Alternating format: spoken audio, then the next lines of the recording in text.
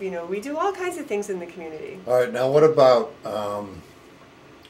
the generation gap? Is it, do you get a lot of young people that want to come, or are they mainly middle-aged, older people? No, oh, I remember the horse and the farm, blah, blah, blah. All ages. We have about 30 full-time volunteers that are between the ages of 9 and 18, I would say. And then we have maybe another 25 that are between the ages of 30 to 50. Those ages. And then a little older, we have another whole group of seniors that come and just take their time, and they come during the weekdays and during the morning, or you know, afternoon, and they come and groom the horses or just spend time with the horses. So there's something to do for everyone, and we really do encourage people to come and be part of the farm. And these horses need all the love that, you know, we can share with them, and that takes all of us, really. Now, if I was to come up to a horse that I'd never seen before, what is, well, yeah. Mustache to mustache. Now, is there something, should you be cautious of a horse when you walk up, or like, I mean, I was animal control for 30 years, so I know if I put my hand down towards the dog, and he gives you a sniff. It's the horseman's handshake. You put your hand towards their nose, and they come. What's cool about horses? They can sense. Well, here's the difference. Most animal school, like we do, inhale when they smell. Horses actually blow out at you, and they take in what comes back. It's almost like they take in the echo. And horses, what's so neat, especially when you have a younger horse and you work with them, they often they blow at you and they smell, are you afraid? And if you are afraid, the horse goes, ooh, yikes, now we're in trouble. But if you are confident, the horse goes, oh, well, good, because you feel safe. So they can sense that. Yeah, they smell your emotions, literally. They have, their smelling is it's so superior to ours. And they know things by smelling things. They don't know them as much by seeing them. They know them by smelling them. So when they smell you, they have, you know, scientists say that they have the second best memories in the animal kingdom. Second best to elephants, by the way. Really? Yeah, so when they smell you, they remember. And if they see you next time and you were afraid, they're going to look at you like, oh no, he's scared or scary. They think that there's something to be afraid of. If they smell you afraid, they think there's something to be afraid of. So what you're saying is, you mean a person has a sense of, if I'm afraid of a horse, they can sense that your fear. Really? They can smell that's like, you know, how dogs, you know how some people say when you take your dog to the vet, the dog gets near the door and goes like, whoa, I don't want to go in here, because they're the pheromones and all the different things. It's the same idea. You know, you exude, you know, the chemicals. And the horse picks up on it. Now, here's an interesting thing. We don't pay much attention to our senses anymore. No. But so you will love this, since you have the dog psychic in next week. So this was Jesse when he came to us. Of course, he didn't know me from Adam. I promised him the world. What's your first name? Nicole. So he didn't know you were from Nicole. Okay. I didn't know who Adam was. That's right. Good one. And he had to get to know me. Of course, we had to get to know one another. And I, during that time, wore a particular body lotion. Just happened to be. Eventually, a month later, I called an animal communicator. That's how I call him, pet psychic, whatever you want to call it. And the woman said to me, Jesse says you changed your scent. You don't smell the same anymore. And believe it or not, I ran out of that body lotion and had used something else. And he was like, that was almost the only thing he knew. Everything was new. He was at a new place, new horses, new people. And that was one thing he relied on. And every morning he would actually smell me. And I noticed it. But I didn't ever think about that he would, you know, that was almost something he could bet on. And that was consistent. And when I changed that, he was like, why did you change your body lotion? That's how interesting it can be. So I, of course, went back and bought the right body lotion. Oh, good. I'm glad. You know, would have been a disaster. Today it won't matter anymore, because now he feels at home. But at the beginning, that was important to him. So yeah, that's a really good point you're making, Nicole. This is something that I'm learning in rescue. It's really profoundly interesting and painful. It's the horses. Horses are a creature of habit. They need things to be the same. They like routine, and they like consistency. They really do. It means safety to them, it's safety right? to them. So when we get horses, typically we get them from really dramatic. For a horse, it's very dramatic. I mean, to lose their home and the people that they know, that's true. whether the person was attached to them or not, that's what they know. And when they come to our farm, all the horses are different. You know, they're as different as we are in their personalities. Some of them really get depressed, and they don't know how to reach out and connect. And well, dogs Can and do the cats same. get depressed too. exactly I've the seen that. same. And to see it is really heart wrenching, you know, because there's nothing you can really do except try to provide a routine that they can begin to understand. And little by little, they start to emerge from their depression. But it's really, I don't think enough people understand the impact we have on them in our lives. You know, when we take a horse when a horse has left our home, they live into their 30s if they're healthy, and so they go through several changes in their lifetime usually. And unfortunately, you know, they've got to adjust over and over to these changes, and it's very traumatic to them. And I'd love for people to think a little clearer when they get horses. You know, when you get a horse, to assume you're going to have him for his whole lifetime, because it really does impact them. Well, that's a lot of that today is When they're done. untrue, because a lot of them will buy a horse for show. Yeah. Some of them for these people who ride around in a stable with all dressed up And in that's their suits. that's something. Sulky racing, I don't think there's much sulky racing in New England anymore, is there? Not so In much. Foxborough, there's the Is there track. still sulky Yeah. racing? Because I Yeah, remember going there's to the Stafford track. Springs when I was a kid Yeah. with my parents. Yeah. And, Yeah. and then the horse, you know, had a good pace. Yeah. Yeah, but then when the career's over, then it goes. Then they're gone. Then they're gone. They're useless now, so off you go, and No. ended up at an auction. Yeah. And it's very interesting, actually. I just had a client, and the horse got injured, and he got depressed. And the woman said to me, I don't know what his problem is. And we figured out the problem was this horse was once sold because he had an injury, and he was afraid he's going to get sold again. And so this woman actually told him, she said, you're in my family for the rest of your life. This horse went, and he just took a deep breath and dropped his head and was like, thank you. And the next day, the chiropractor said, wow, he's so much better. But this horse had this fear because he knew that pattern of you're bad, you're not well, you're going to get sold. I mean, that's just an emotional trigger. What about the government's policy now in picking up wild horses out in the Midwest and out in the West, and then shipping them off to be slaughtered for food? It's horrendous. I mean, it's, you know, the wild horses are not Now impacting let me it. just stop there. If you have a dog or a cat, you take them and get them neutered. Yeah. Why can't they do that with a horse? To sterilize them? First of all, they don't need to. If all the studies have shown that the horses their herds don't grow beyond what they can sustain, and they're not impacting the environment in a negative way. They know this. The whole, you know, ranchers want to be on the land, and they've also found oil, so they want to put pipelines through there, and that's the problem. That's what they want, those horses off the land. They're a nuisance. You know, they do this to the It's buffalo. not because they're environmentally There's wrecking the territory. there's no evidence that they've impacted negatively. So this is an economic It's problem. purely As economic. most things are, right? And I horses, mean, you have to remember, the wild horses are a lot like homeless children. They really are horses that have survived out there, but they are a domesticated animal.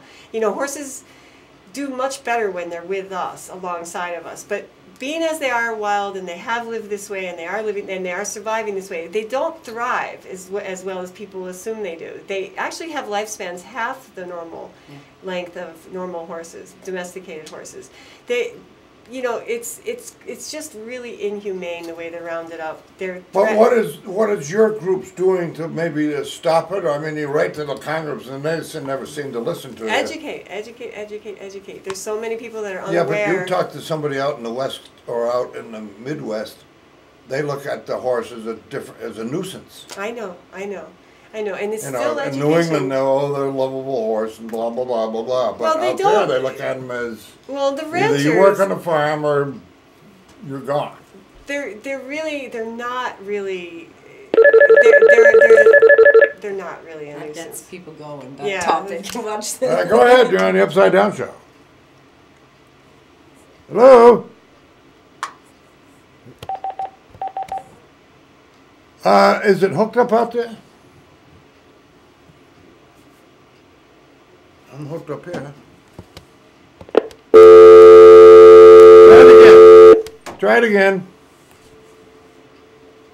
So, yeah, I think I heard it out there, but I didn't hear it. We'll see. It's working, as far as I can tell. So where were we? Just with the homeless horse, or the wild horse issue. Why don't you make a big statement? A big statement about the wild horses? About the whole thing about this horse. Take the horses out on the road. Yes, well, I and plan walk on doing down that. the road I nice plan on and doing get a traffic that. jam behind you. We have a campaign actually at Blue Star that we've just begun. It's called Share the Road, Horses Pave the Way. And I plan on taking my horse and carriage out. Magic, in fact, our Clydesdale that came from the Phoenix Zoo. He's a Budweiser Clyde who has a disorder, who's living on our farm now. And I plan on taking Magic out onto the streets. I'm licensed, I have insurance. And I plan on saying, share Now, the when road. you say license, do you ever have a license? Yes, you do. Do you have to have a license to take a horse on the public road with a carriage? You actually do, yes. I didn't You know do? that. Wow. Oh, wow. Well, you don't really, in I could Massachusetts. see some cop coming up to arrest you. Yeah, if you're Where's your giving- license for that horse? If you're working for the public, you absolutely have to. Have Oh, okay, for the public. Yeah, okay. Go ahead, you're on the Upside Down Show. David, this is a test. Your phone is working. Okay, thanks. All right, you got a horse question? Hung up. So that's what you're saying is absolutely true. We talk about at Blue Star that how the different breeds have done different jobs in the past. Those big horses, the big Clydesdales, the really big guys, they around in the 1800s were used primarily for advertising and doing hauling, like the big hauling. They were the semis of their time. They were the ones pulling in all this stuff into the cities. But a company was known by their big fancy hitches of horses. Just like the semis are known today for their the same thing was true in those days. That's how Budweiser came to be known for their Clydes. I should have brought my photograph tonight of my grandfather. He used to work for the Boston Ice Company with horses. Yeah. And he would tell me some great stories about horses. And Yeah. what he would do, he would feed them with molasses to get their coat shiny. And I have some of the stuff at home. They had a contest between all the teams in Boston on Beacon Street, right? Beacon and Tremont, right there at the intersection. Who was the best team in the city? Yeah, I remember hearing about this. Right. Every year. Yeah, and my grandfather had his team, and all he did was he stood on the intersection and whistled to the horses, and they knew his command. Yeah. And they would go to the left or go to the right or back up or stop. Yeah. And he won first prize. That's awesome. Yeah, think about the firefighters of those times. Paul was a fire chief for a good part of his life, and his grandfather, were you fire chief? Wow. Well, we got rid of the horses. Well, we have pictures of Paul's great-grandfather, pulling the steamer with his two Percherons. His great-grandfather actually died in the line of duty with his horses. Oh, really? They going over train tracks. But think about the firemen in those days. Sure. They had to be incredible horsemen. In fact, you can find online these days, you can Google Edison's early films around the turn of the century and see some of the firefighters that responding to fires. It's unbelievable. I mean, 4 in hand, 6 in hand. And the horses, isn't there this whole thing about when they heard the sirens, they knew which part of town Absolutely. the siren was, and they would immediately run out. And, In fact, they couldn't hire him for another job because every time they hear the bell, they'd go to the fire. All right, you're on the Upside Down Show. Hi, this is Cindy. Yes, Cindy. I like these two girls. All righty. We like you too. Yeah. Oh, it goes back many years for this house. We had horses here many years ago, before my brother's bonfire. Okay. Now, what about your aunt? Is she's still into horses, right? Or your niece, I guess it is. My niece. Yeah. We have horses here. And I tell you right now, rainy damn day, you can smell the horses. Yeah, Cindy, you're starting to cut out, so I don't know if you're on your house phone or your cell phone. My house phone. Yeah, it's not coming in too good. Well, whatever. Or whatever. And we have horses here on the rainy damn days. You can smell the horses here. All right then. Thanks for the call. Okay, thank you. Bye-bye. Hi. It's Yeah, there's, I think there's 30 or 40 horses here in Wales. yes, Oh, really? and there's Yeah. drafts. There's a few drafts here. You have. Yeah, oh yeah. Yep. Yep. I've heard a few stories of some of the drafts getting out and running down the street. I think they were Belgians last year or the year before. Yeah. I've had occasion to get a horse back when it was running down the street Yeah. too, Right. over the years, yeah. Not You know, just dog, Lots animals. of- I want to say that for the people, there's a lot of families out there that actually have workhorses, and I think there was a family. Well, there is a family in. Was it Brimfield that they were hit pretty badly by the tornado? I think Uh-huh. it was Hollowbrook Farm. Hollowbrook, yeah. Yeah, that's a working family with working horses, and you know, one of our biggest messages that we have is please support the working horses and the families that are trying to care for them, because those horses have a job. They're taken care of by the work that they're doing, and by supporting them, it's not only good for your community and it's fun and it's wonderful activity. It really helps people keep their horses, and you know, I love that there's families that have this tradition. We've adopted out to a couple of families that have now started this, you know, started businesses with their horses, and we really want them to be successful. And it's so wonderful to do things with horses, go for wagon rides or history tours or go out and gardens. sleighing. Even now, Now, farming is yeah. a whole other part of it. We serve. I'm a member of DAPNet. It's the Draft Animal Power Network, and they serve 1,000 organic farms throughout the Northeast. So Blue Star tries to provide teams, working teams for the younger farmers who are starting out Oh, with yeah. animal-powered farming. Sure. So, you know, we are trying to get more horses in the community, get them placed properly in the community, and then for the retired horses, get them placed on property where all they have to do is just be retired, you know. Now, how did you get involved with Amherst? Did Amherst approach you, or were you running out UMass? of space? UMass. No. No, we weren't. Luckily, well, UMass went through some budget cuts, and they had a couple of horses that they needed to place. So they had us help them with a couple of their Morgans and one of their thoroughbred Clyde mixes. So while we were helping them place their horses that they had to find homes for, the head vet over there, Dr. Steve Purdy, came and visited our farm one day. Ah, okay. And I knew who he was, but he didn't know me. And he came to my door one afternoon. He said, "Hi, I'm Dr. Steve Purdy." And I'm like, "I know who you are. Thank you for visiting." And he said, "Well, I'm fascinated." He said, "You know, this is really amazing. You guys are doing driving and doing all this work in the community. UMass really should hear about the work that you're doing." So Dr. Purdy facilitated us meeting the Dean of Stockbridge and then the Associate Dean of UMass. And we presented our case, which was, we believe that there's a real growing need and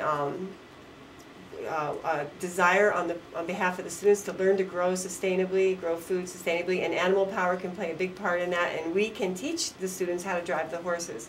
And this goes right back into the history of UMass and Stockbridge being the oldest agricultural school in the country. Right, that's right, yeah. So, you know, we said we can help teach the history of the horses too, and we have a really big draft enthusiast community here in New England, and this could be a really successful program. So they agreed to try it for a year. It was so successful that we just recently met with them a couple days ago, and they agreed to go forward another year and help make sure that we did the first year without any pay at all. And so this next year they're going to help raise the funds to do it properly. So it was very, very successful. Now, how many horses you got? I have 6. 6 horses. Well, I have 5 and 1. Is this getting lives out of with hand me. now? Talk to my husband. Looks like your husband, I see. He might call in any minute. He may call any minute, I see. And he doesn't like when we hang out so much. Now you live in South Hadley? No, in West Hampton. Oh, West Hampton. Yeah. That's west of Northampton, right? That's about right, yeah.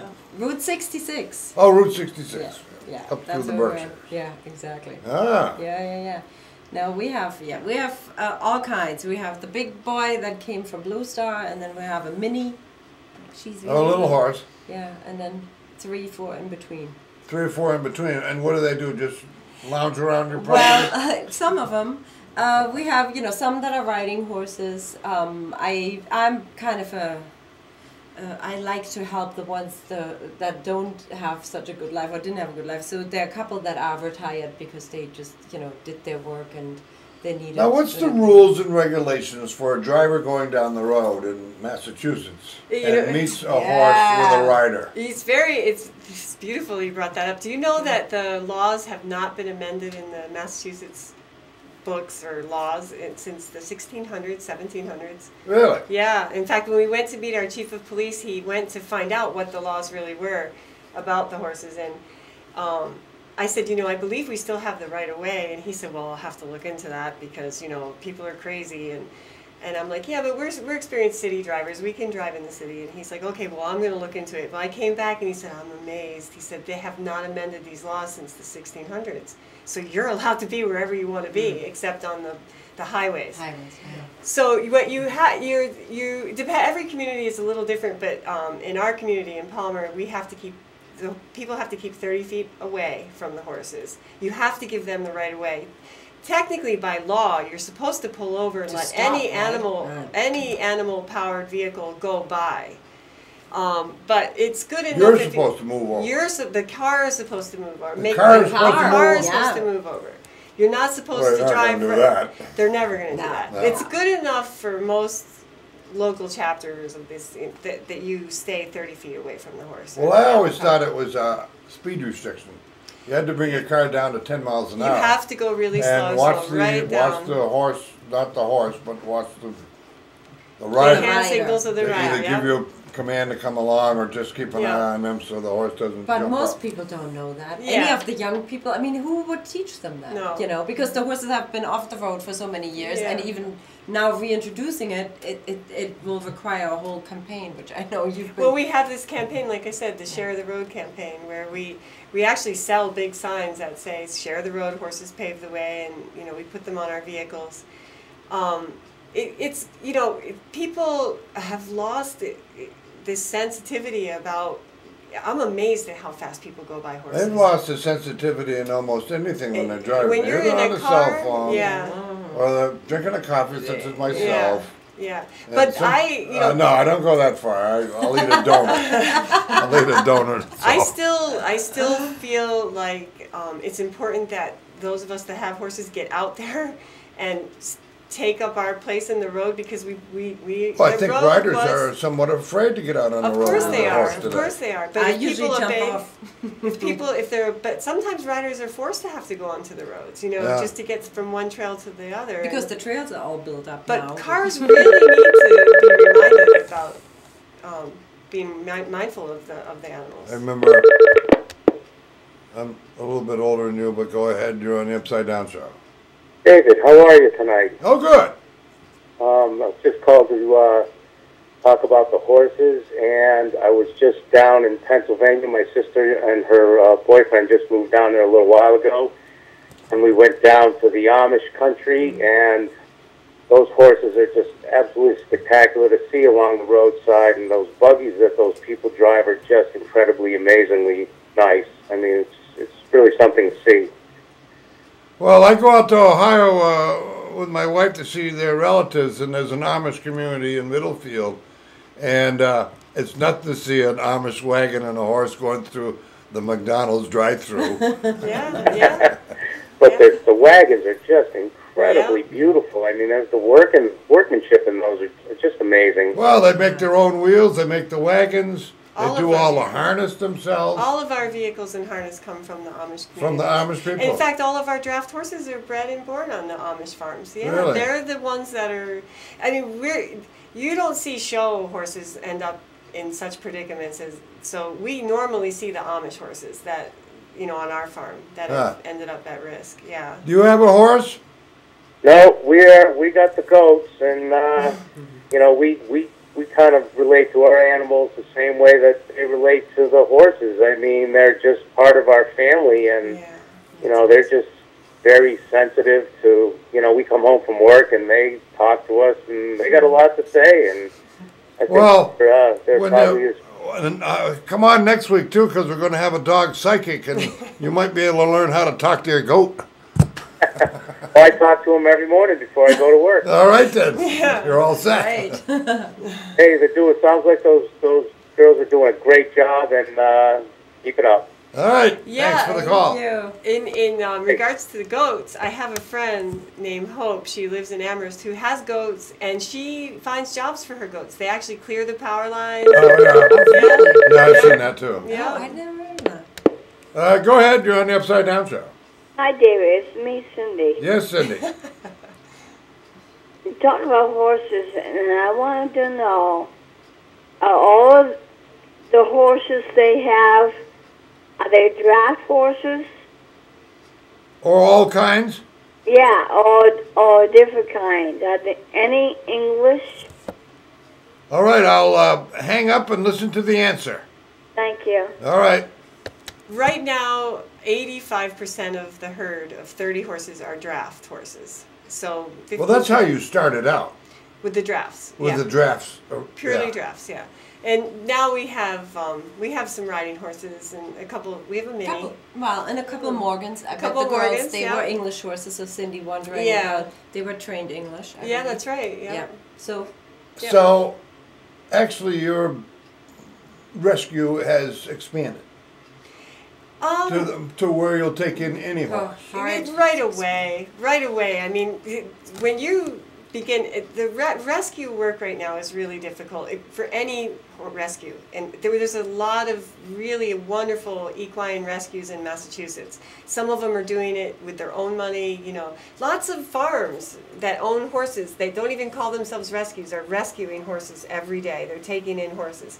And they're not getting money for it. You know, they're not able to raise Well, there's money a lot for of it. rescue groups out there now. I mean, they Yeah. have all kinds of different dog rescue groups. But if you're on cat the rescue front groups. lines, if you're out there and you've put it out there publicly that you're a rescue, you're gonna get calls and you're gonna get asked. Of all kinds. And it's the stories are heartbreaking, you know. And you try to be available for the ones that you know you can help, and for the ones that you can't, you try to give as much good advice as you can about maybe euthanizing them, or not putting them at risk at auctions, and trying to be responsible for them. And Now, what's a horse worth at an auction? for their meat Yeah. per pound. I don't know the dollar figure per pound, but I know like a good size horse, like our draft horses, they're probably worth about $300 to $400.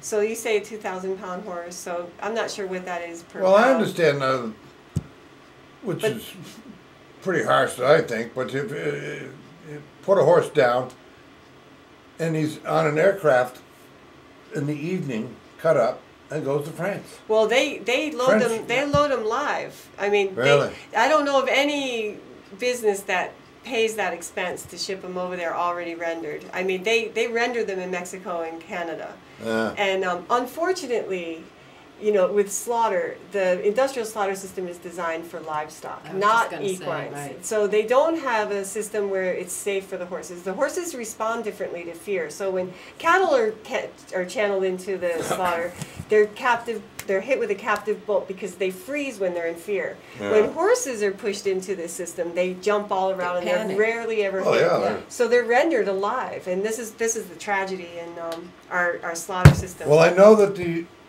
they used to feed the U.S. troops horse Yes, meat yes. back in the 60s. I grew up in Germany. We ate, there was horse meat. It was a normal. Yeah. Wasn't Yeah. even that unusual. Yeah. If Well, I'd go to the chow line every day and then have Swiss steak. I'm saying, Swiss steak? I said, this doesn't taste like Swiss steak. So I'm on KP one day. So I used to do the trash. Nobody bothered me for the whole day. I'd be on the back. And I noticed these big gallon containers of Hills Brothers meat, it would say on it. Well, I remember my father buying Hills Brothers horse meat to feed the dog when I was a kid. So that gave me the first clue. The second clue was in the newspaper. The fine print. Yeah, the fine print was that the U.S. government is experimenting with horse meat for its troops. yeah, and So there's a taste, a certain taste. I came out of the service. The first restaurant drive-through restaurant we went to. I took a bite of that hamburger, and I swear it was horse meat. Oh, get out. And it was Abdal's. Used to be down there on Boston Road. I never went there again. Oh my God. Yeah. Yeah. Well, You know, you can trying put to some sauce on it. You can camouflage anything. Oh yeah, for sure. You know, we have such a history with horses, and do you know, for most of our history, it was forbidden by the church to eat the flesh of the horse. They were considered way too sacred. It was Napoleon and the Napoleonic Wars where we started eating horse meat again because the soldiers were starving to death. They were starving, and he said, let's eat them, and he ate them, and he served them at the palace, so more royals started doing it. But our past with horse meat is complicated, and we're not saying that we want to take away somebody's cultural... It's suffering the slaughter. suffering Yeah. is what, you know, today